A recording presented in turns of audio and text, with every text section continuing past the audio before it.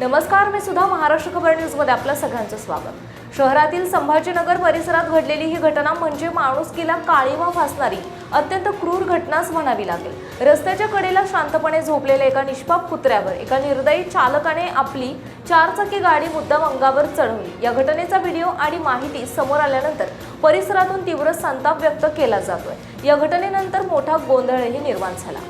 घटनेचा व्हिडिओ सध्या सोशल मीडियावर व्हायरल होतोय। मिळालेल्या माहितीनुसार पिंपरी चिंचवड शहरातील संभाजीनगर परिसरात एका रस्त्यावर कुत्रा शांतपणे झोपलेला होता। यावेळी एका चारचाकी चालकाने गाडी चालवताना कसलाही विचार न करता थेट कुत्र्याच्या अंगावर चाक चढवलं। गाडी खाली चिरडल्या गेल्याने तो मुका प्राणी वेदनेने विव्हळू लागला। कुत्रा जोराजोरात भुंकत होता। कुणीतरी मदतीला यावं अशी त्याची साथ होती।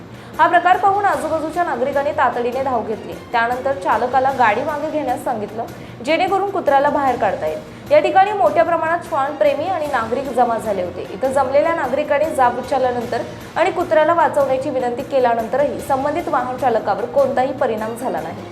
उलट त्याने मदतीचा हात देण्याऐवजी निर्लज्जपणे हसण्यास सुरुवात केली। त्याच्या या असंवेदनशील आणि क्रूर वागण्यामुळे उपस्थित नागरिकही चक्रावून गेले।